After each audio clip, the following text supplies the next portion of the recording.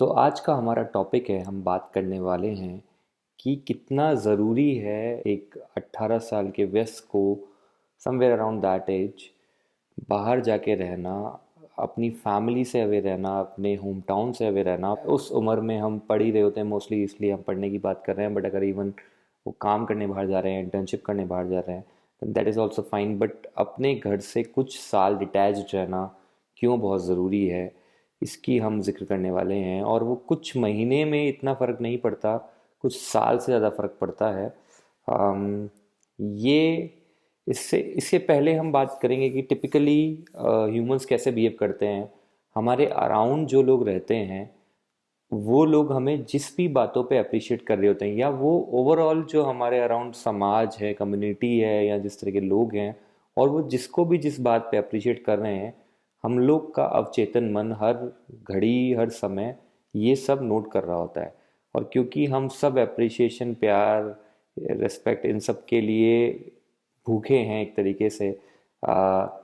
तो सबके अवचेतन मन एक तरीके से ये सारी चीज़ें नोट कर रहे हैं, और उसमें से वो क्या क्या कर सकते हैं, या वो अपने लिए कुछ पिक कर रहे हैं कि this is one quality that I will pick up so that I get appreciated more in the society. अब क्योंकि अम, बहुत बार से अगर बढ़िया समाज में लोग रहते हैं, बढ़िया समाज के लोग काफ़ी ज़्यादा किसका कितना बड़ा बिजनेस है, या कितना किसने पैसा कमा लिया, इस चीज़ को अप्रिशिएट करते हैं, इस चीज़ पे बात कर रहे होते हैं। तो बहुत बार बढ़िया समाज के बच्चे यही पिक कर लेंगे, और वो इसको एज अ सक्सेस का पैरामीटर बना लेंगे अपनी, कि जितना ज़्यादा पैसा कमाएं लाइफ में, या जितना ज़्यादा नाम पैसा कमाएं या बड़ा बिजनेस करें, उतना सक्सेसफुल वो अपने आप को मानेंगे, और उस हिसाब से ही वो अपनी लाइफ के गोल सेट करने लगते हैं। पर ज़रूरी नहीं है उनके खुद के गोल हो, ये उन्होंने पिक किया है कि क्या ज़्यादा मेरी सोसाइटी में अप्रिशिएट हो रहा है उससे। और जैसे ही वो अपनी सोसाइटी से थोड़ा सा बाहर कदम रखते हैं और एक कम्युनिटी डेवलप करते हैं, तो जस्ट ऑब्जर्व करके आने से इतना इफेक्ट नहीं पड़ेगा कि अच्छा बाहर सोसाइटी में इस कोई म्यूजिशियन को अप्रिशिएट कर रहा है, कोई आर्ट को अप्रिशिएट कर रहा है, कोई किसी और तरह की कला या किसी और तरह के स्किल सेट को अप्रिशिएट कर रहा है। सिर्फ वो देखने से फ़र्क नहीं पड़ेगा, वो फ़र्क हमें इससे भी पड़ता है कि हमारे अपने कौन हैं और वो क्या अप्रिशिएट कर रहे हैं। तो जिस समय आप, ये जो व्यस्क है ये जब बाहर रह रहा है और ये कुछ महीने या कुछ साल बाहर रह रहा है, इससे जनरली लोग कॉलेज करने बाहर जाते हैं या कोई तरह का कोर्स करने बाहर जाते हैं, और उस समय वो 2-3 साल के लिए कम से कम कहीं किसी और तरह की कम्युनिटी से अटैच्ड होते हैं। प्रॉब्ली लोग हॉस्टल में रह रहे होते हैं, या फिर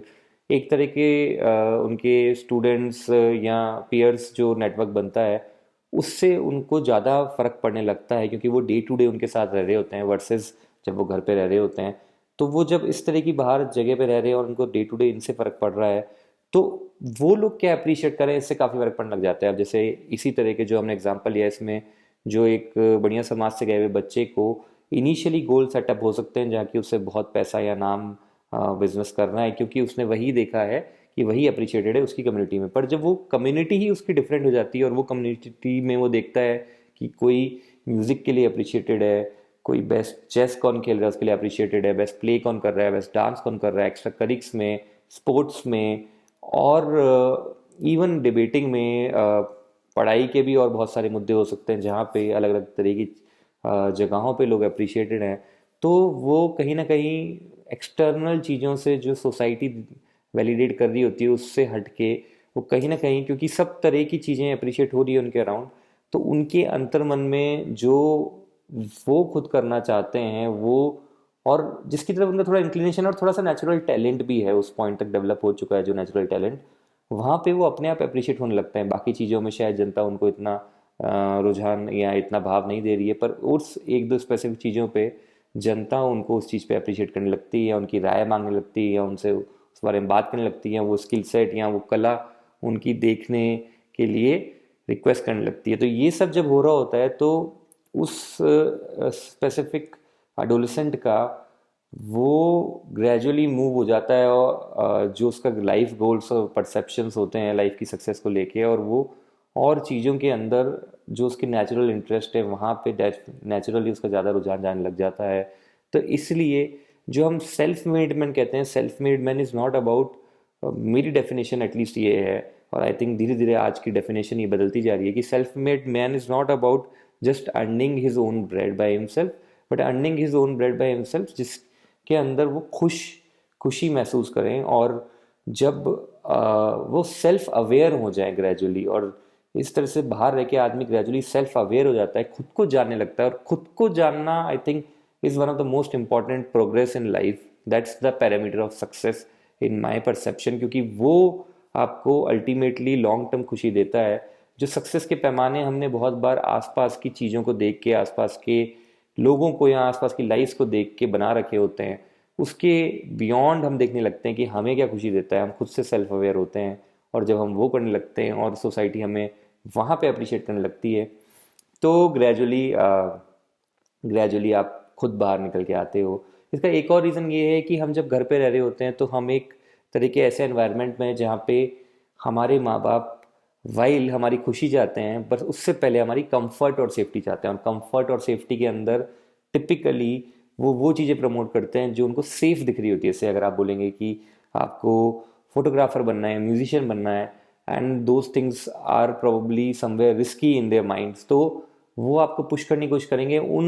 लीनियर पास या कन्वेंशनल पास पे जहाँ पे उनको लगेगा कि ये सेफ पास है। वर्सेस जब आप इसी चीज़ को बाहर कर रहे हैं या आपकी कम्युनिटी डिफर कर गई है, अभी वो लोग आपके बारे में इतना प्रोटेक्टिव नहीं है उस तरीके से कि वो आपको सेफ्टी की तरफ पुश करें, बट नेचुरली जो आपके अच्छे दोस्त हैं वो आपकी भलाई और अच्छाई चाहते हैं, और वो देख रहे हैं कि यार ये इस तरफ खुशी मिल सकती है इसको, तो वो प्रोत्साहन देंगे। जो सच में अच्छे दोस्त हैं, जो आपका सच में नेचुरल जो टैलेंट देख रहे हैं, वो आपको उस तरफ प्रोत्साहन देंगे, क्योंकि वो उस रिस्क, एक तो वो खुद भी ऐसे फेज़ में जहाँ पे वो रिस्क लेने के लिए तैयार हैं, वो भी अपने एडोलेसेंट फेज़ में है, तो उनको रिस्क एपेटाइट ज़्यादा है, तो नेचुरली आपको